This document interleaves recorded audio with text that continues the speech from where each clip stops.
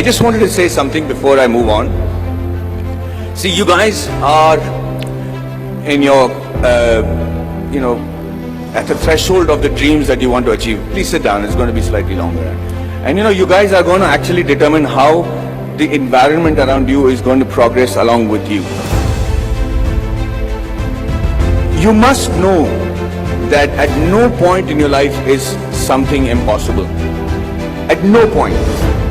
You could be in a place, you could be born and brought up in a place like Bihar, like I have done, and be a big enough star to come and talk to people in Coimbatore as a star. Or you could be in the industry like the Tamil and Telugu industry and be known as the most exciting director. Rajamouli suddenly decides that he can make a film which is, if not better, but at par with Hollywood. And he does that staying in India, and he hits the ball right out of the park. He becomes historic in just that one moment. There is a huge lesson to be learned on things like that. Everybody keeps saying success is when the right opportunity meets the right preparation, right? So you can't have the right preparation by being the engineer that you want to be, and you keep looking out for that right opportunity. But what makes the right opportunity and the right preparation come together? When does that synergy happen for you to be prepared for it? Because like they say, if you're prepared but you don't get the opportunity, it's useless. If you have the opportunity, you're not prepared, it's not useless. But they have to meet at a point, right? And that meeting happens because you will it to happen, because you want it so badly to happen. I could be walking down any street, I could be anybody, but why did that one director come and meet me and wanted me to act in that television serial? If you look at every next step in my career, I have never prepared for it. I have never imagined that this could happen. I never imagined that Mani Ratnam will call me. How would Mani Ratnam know about a guy who's doing a television series in Bombay without even seeing one episode of mine? So let's come back to that one point that happens, the synergy that happens between the right opportunity and the right preparation. And that happens when you have what is called situational awareness. So let me tell you a little bit about situational awareness. Situational awareness is when, as in the army, they say you're completely aware of what is happening around you at all times. So as I was saying, the situational awareness happens when you're completely aware of everything that is going around you at all times. And you should be able to do that. When we are in the army, and if you're walking down the ground, parade ground, anybody who's involved with the defense will know what I'm saying is the truth. And if there's an officer walking away from the other side of the ground, you have to stop and salute him and say, Ram Ram Sarji, or whatever is the call of the unit. If you don't, they'll give you a brick in your hand and you have to shave with that brick. So, thank you, that's awesome. Okay. So, the situational awareness is because you should know when the enemy is around you or when there is danger around you. You know how that is taught to you from when you're a child? That's taught to you in the form of good manners, in the form of being courteous. So when you say a good morning, or you're saying a good afternoon, or you're looking around and helping a teacher who's carrying a book and being aware that she needs help, or you're watching around and stepping over a drain and not tripping on yourself, you should know that you're fairly evolved in the art of situational awareness. That's why people insist on teaching children good manners. And anybody who has good manners, it's not just a desire, it's not the desire just to be considered to be a polite guy, but the ability to know when somebody needs to be wished, somebody needs help, somebody needs of assistance, or somebody has to run away. And that's why you teach your child good manners. And I will tell you today, from the bottom of my heart, I might not be completely worthy of some of the opportunities that I got. But I grabbed it like hell, and I got those opportunities simply because I was a very well-mannered person. I was able to,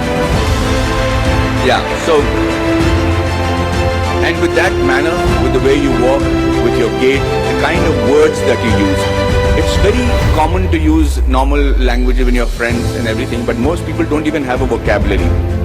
The reason I started those classes in Kolhapur was so that I had my friends who came to me and said, Maddie, we are very good engineers, buddy. We're really good at what we're doing. But the problem is I can't speak in English, I can't speak in Marathi. So when they come from Tatas and Kirloskars for campus selections, I'm not able to communicate to them.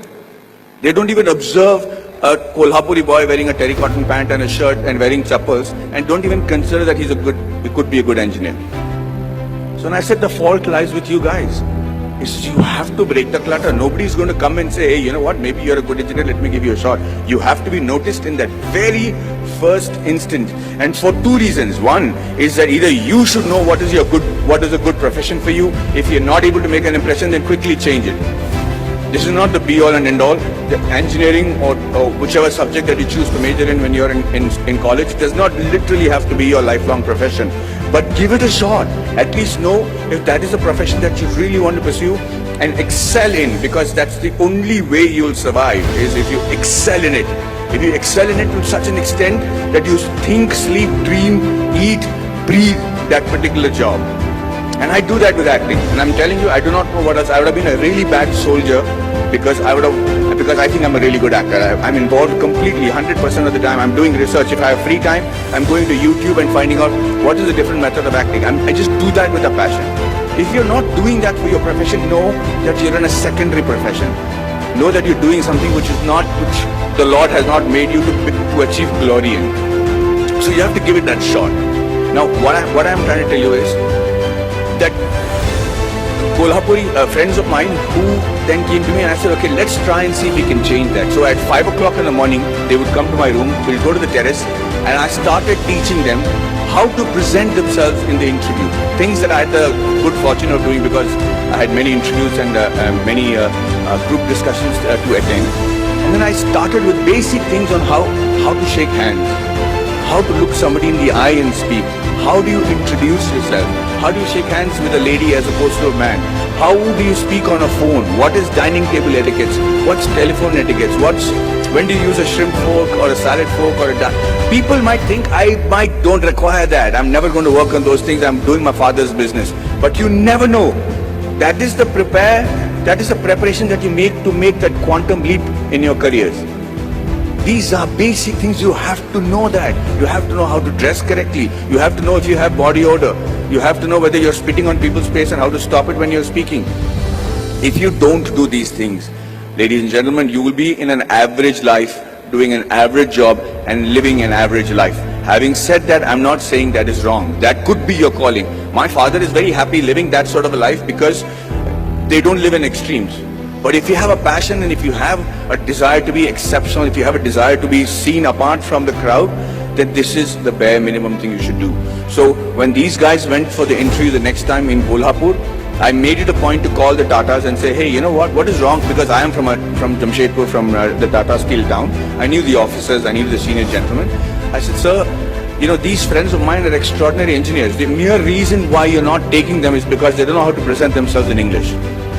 How long is it going to take for you to send somebody who knows Marathi in your panel so that they can actually judge and see if these guys are good enough for Tata Steel? Do you need good people who speak in English or do you need somebody who are good engineers?